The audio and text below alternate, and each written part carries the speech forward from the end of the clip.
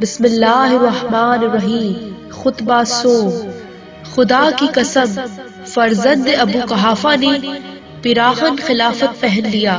حالانکہ وہ میرے بارے میں اچھی طرح جانتا تھا کہ میرا خلافت میں وہی مقام ہے جو چکی کے اندر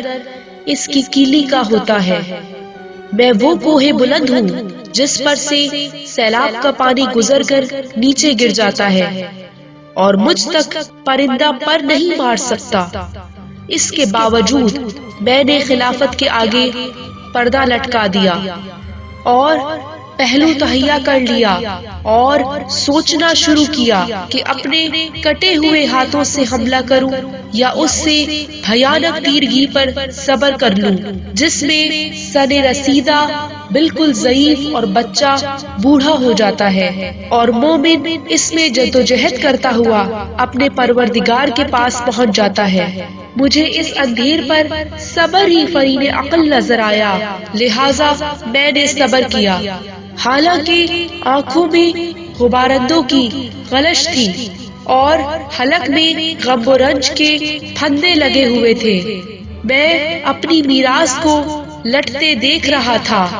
یہاں تک کہ پہلے نے اپنی راہ لی اور اپنے بعد خلافت ابن خطاب کو دے دیا۔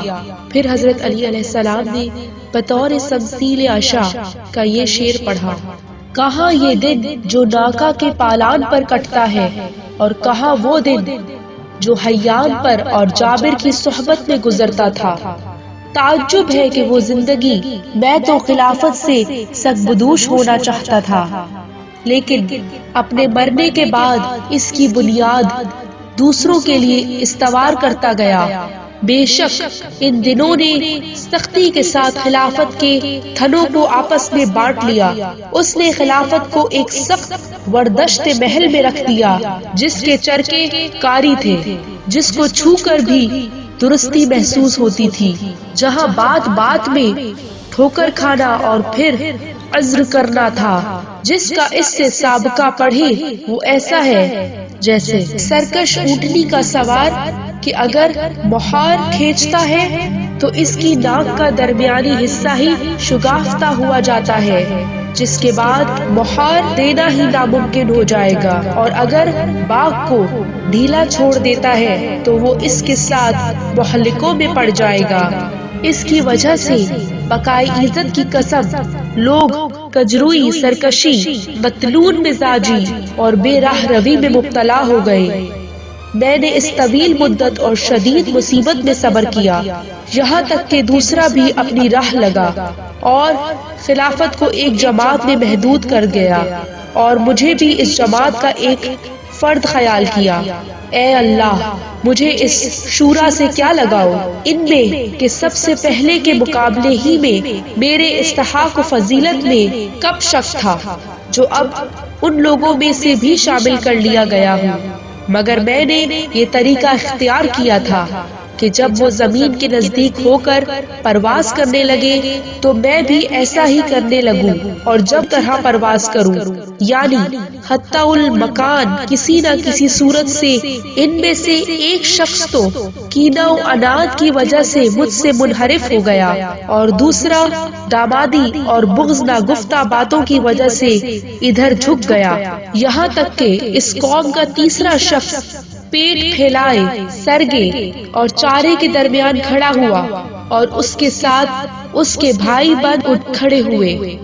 جو اللہ کے مال کو اس طرح نگلتے تھے جس طرح اونٹ فصل ربیع کا چارہ چرتا ہے، یہاں تک کہ وہ وقت آ گیا کہ جب اس کی بٹی ہوئی رسی کے بل کھل گئے اور اس کی بدعمالیوں نے اس کا کام تمام کر دیا، اور شکم پوری نے اسے منہ کے بل گرا دیا۔ اس وقت مجھے لوگوں کے ہجوم نے دہشت زدہ کر دیا، وہ میری جانب بجو کی عیال کی طرح ہر طرف سے لگاتار بڑھ رہا تھا، یہاں تک کہ عالم یہ ہوا کہ حسن اور حسین کچلے جا رہے تھے اور میری روا کے دونوں کنارے پھٹ گئے تھے۔ وہ سب میرے گرد بکریوں کے گلے کی طرح گھیرا ڈالے ہوئے تھے، مگر اس کے باوجود جب میں امر خلافت کو لے کر اٹھا تو ایک گروہ نے بیعت توڑ ڈالی اور دوسرا دین سے نکل گیا، اور تیسرے گروہ نے فسق اختیار کر لیا۔ گویا انہوں نے اللہ کا یہ ارشاد سنا ہی نہ تھا کہ یہ آخرت کا گھر ہم نے ان لوگوں کے لیے قرار دیا ہے جو دنیا میں نہ بیجا بلندی چاہتے ہیں نہ فساد پھیلاتے ہیں، اور اچھا انجام پرہیزگاروں کے لیے ہے۔ ہاں ہاں، خدا کی قسم ان لوگوں نے اس آیت کو سنا تھا اور یاد کیا تھا، لیکن ان کی نگاہوں میں دنیا کا جمال کھپ گیا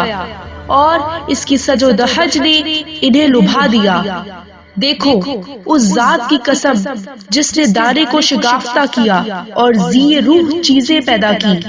اگر بیعت کرنے والوں کی موجودگی اور مدد کرنے والوں کے وجود سے مجھ پر حجت تمام نہ ہو گئی ہوتی تو وہ عہد نہ ہوتا جو اللہ نے علماء سے لے رکھا ہے کہ وہ ظالم کی شکم پری اور مظلوم کی گرمنگی پر سکون و قرار سے نہ بیٹھے، تو میں خلافت کی باغ دوڑ اسی کے کندھے پر ڈال دیتا اور اس کے آخر کو اس پیالے سے سیراب کرتا جس پیالے سے اس کے اول کو سیراب کیا تھا، اور تم اپنی دنیا کو میری نظروں میں بکری کی چیخ سے بھی زیادہ ناقابل اعتنا پاتے۔ لوگوں کا بیان ہے کہ جب حضرت خطبہ پڑھتے ہوئے اس مقام تک پہنچے تو ایک عراقی باشندہ آگے بڑھا اور ایک نوشتہ حضرت کے سامنے پیش کیا۔ آپ اسے دیکھنے لگے۔ جب فارغ ہوئے تو ابن عباس نے کہا، امیر المومنین، آپ نے جہاں سے خطبہ چھوڑا تھا وہیں اس کا سلسلہ آگے پڑھیں۔ تو حضرت علی علیہ السلام نے فرمایا کہ اے ابن عباس، کہ یہ تو گوشت کا وہ نرم لوتھڑا جو اونٹ کے منہ میں